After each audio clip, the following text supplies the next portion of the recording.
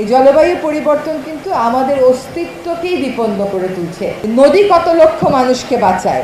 নদী থাকলে ঢাকা শহরের মানুষের পানি জন্য 1,80,00,000 বা 60,00,000 যেটাই বলি না কেন, মানুষের পানির জন্য আর কোথাও যেতে হয় না। ঢাকা শহরের মানুষ ঢাকার নদীর মাছ খেয়েই তো কুল পাবে না, এখানেই এত মাছ হবে। ঢাকা শহরের যারা কৃষক আছে, যদিও তারা হারিয়েই যাচ্ছেন, তারা এই নদীর পানি দিয়েই তো সেচ করতে পারবেন। এসব তো আমরা মাথায় রাখি না, ভাবি না। আমরা গোষ্ঠী স্বার্থকে জাতীয় স্বার্থের উপর প্রাধান্য দিয়ে দিয়েছি। এইটাকে তো ভাঙতে সময় লাগবে, তবে ভাঙার প্রক্রিয়াটা শুরু হয়েছে। এই প্রক্রিয়াটা অব্যাহত রাখতে হবে তোমাদেরকে। কারণ কি জানো, এই যে পরিবেশ বিপর্যয়ের কারণে পৃথিবীতে জলবায়ু পরিবর্তনের মতন একটা মারাত্মক বিপর্যয় ঘটছে। এই জলবায়ু পরিবর্তন কিন্তু আমাদের অস্তিত্বকেই বিপন্ন করে তুলছে। ভাবো তোমরা, জলবায়ু পরিবর্তন ঠেকাতে না পারলে পৃথিবী থেকে 52টা দ্বীপরাষ্ট্র হারিয়ে যাবে, তোমার প্রতিবেশী দেশ মালদ্বীপস হারিয়ে যাবে। এই জন্য তোমরা দেখো যে যখন মালদ্বীপসে জলবায়ু পরিবর্তন বিষয়ে মিটিং হয়, তখন তারা সমুদ্রের নিচে রাষ্ট্রপ্রধানদেরকে নিয়ে যায়, কারণ তাদের দেশটা কদিনের মধ্যেই, কয়েক বছরের মধ্যেই সমুদ্র গর্ভে চলে যাবে। তার কারণ কি জলবায়ু পরিবর্তনে? এক হচ্ছে জীবাশ্ম জ্বালানি পোড়ানো, এই যে কয়লা, গ্যাস, এগুলো বলা হচ্ছে আমরা যদি রিনিউয়েবলের দিকে যাই, তাহলে জীবাশ্ম জ্বালানি থেকে যে পরিমাণ কার্বন ইমিটেড হয় সেই পরিমাণ কার্বন কমে যাবে।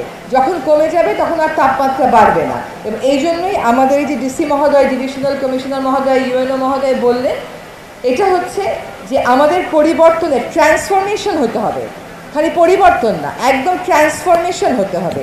এবং এই জন্য সরকার, একটা আমাদের লিগ্যাসি প্রবলেম আছে, যেগুলো লিগ্যাসি প্রবলেম আমরা নিয়েছি তেল গ্যাসে, সেগুলো মোটামুটি সমাধানের পথে সরকার চলে গেছে। সরকার এখন গুরুত্ব দিচ্ছে রিনিউয়েবলে, এবং তারই প্রথম ধাপ হিসাবে বলছে যে সরকারি সকল অফিসে আমরা সোলার স্থাপন করব। আরেকটা হচ্ছে ঢাকা শহরে হাইকোর্টও বলে দিয়েছে সব হাই রাইজ বিল্ডিংয়ের উপরে একটা করে সোলার প্যানেল আছে, কিন্তু কার্যকরী না। এগুলোকে কার্যকরী করতে, ব্যবসা প্রতিষ্ঠানগুলোকে বাধ্য করতে তারা যেন সোলারে কনভার্ট করে। তাহলে আমাদের ওই যে বিদেশ থেকে গ্যাস আর কয়লা আমদানি করতে হচ্ছে, এটার চাপটাও আমাদের উপর অনেক কমে যাবে। দ্বিতীয় বিষয়ে আসি, আজকের বিষয়, সেটা হচ্ছে গাছ লাগানো। একটা হাদিস আছে যে কিয়ামতের, যে যদি আমি জানি যে কিয়ামত চলে এসছে, কিন্তু আমার হাতে একটা গাছের চারা আছে, কিয়ামত এসেছে জেনেও আমাকে ওই গাছের চারাটা রোপণ করতে বলা হয়েছে।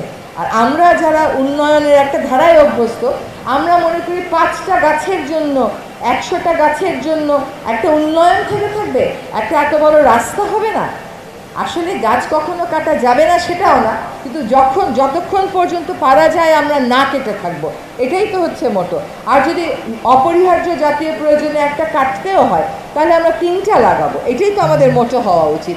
আজকে এত গরম লাগছে কেন? চতুর্দিকে দেখো, তোমরা যেখানে বসে আছো খালি জায়গা পড়ে আছে, গাছ নাই, চতুর্দিকে কংক্রিট থেকে তাপটা উঠে গরমটাকে বাড়িয়ে দিচ্ছে।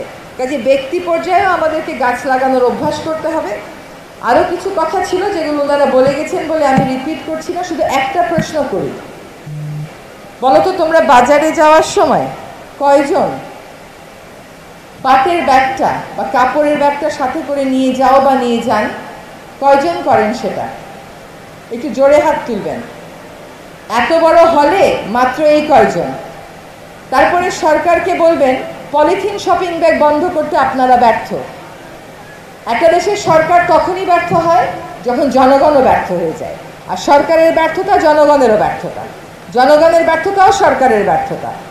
আপনাদের বাসায় পাটের ব্যাগ নেই, চটের ব্যাগ নেই, কাপড়ের ব্যাগ নেই, এটা আমি জীবনেও মানব না। তো আপনারা চাল কিনেন না, 20 কেজি বস্তার চাল কিনেন না। তো আপনারা যদি আপনাদের আগের প্রজন্ম, বা বেশি আগে না, তো আপনার বাবাই তো কিনতো পাটের ব্যাগ দিয়ে, আপনিও হয়তো কিনেছেন। নিজেরা অভ্যাস না করলে আমাকে সারাক্ষণ বিকল্পের কথা শুনতেই হবে, কিন্তু বিকল্প আপনার ঘরেই আছে।